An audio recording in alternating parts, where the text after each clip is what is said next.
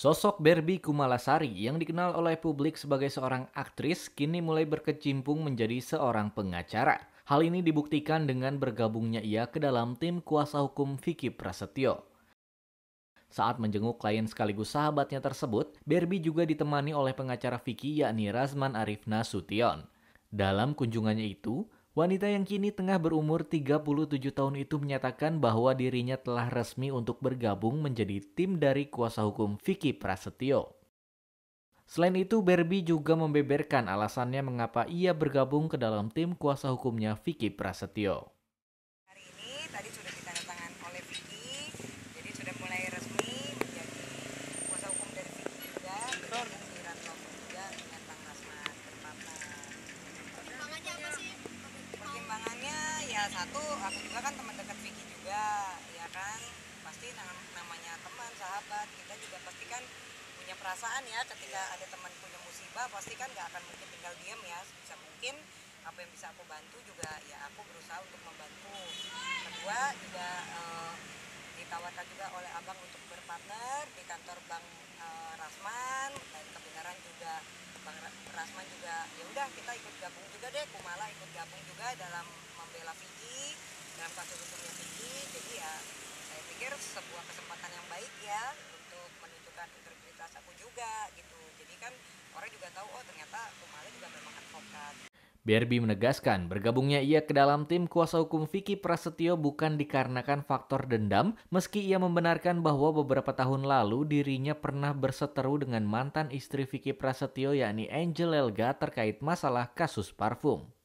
Kalau dulu kan memang aku sempat bersiteru juga ya tahun 2012 tentang masalah kasus parfum ya. Nah itu juga dulu untuk aku sendiri sebagai bisnis dulu aku sempat invest uang 300 juta. Dulu Angel, Indra Bruman, dan Kak Salim juga sempat membuat satu perusahaan di mana mereka juga sempat bisnis dan itu juga masuk ke ranah hukum juga. Waktu itu aku melaporkan juga, tapi bukan personality pribadi tapi perusahaan, karena mereka membuat perusahaan itu bertiga, Indra Bruckman, Angel Elga, dan Tatalim gitu. Dimana ternyata sebagai investor aku baru pulang dari Amerika tahun 2012, aku menitipkan uang sebesar 300 juta, ternyata promo-promo yang mereka janjikan itu tidak berjalan, sehingga aku juga bisa mati dan ya sempatlah aku difitnah gitu, dibilang aku mau pansos, kalau di transfer juga sudah ada, dan waktu itu juga pengacara aku Sunan Kalijaga gitu. Eh, Kalaupun dulunya juga aku juga sempat berteman juga sih sama Angel, ketika ada masalah itu ya akhirnya dia memblokir telepon aku gitu kan. Terus ya semenjak itu sampai saat ini udah putus komunikasi, udah nggak pernah ada hubungan apapun lagi. Kalau ajang balas dendam ya enggak ya, kalau kita memang hidup nggak perlu dendam-dendam, tapi kan semua orang pasti ada karmanya gitu aja.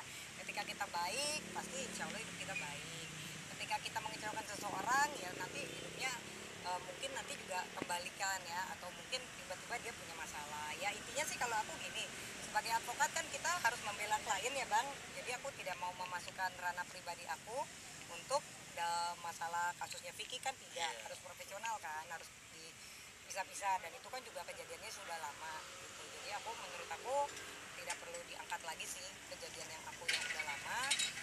Yang penting sekarang aku fokus untuk kasusnya Vicky aja.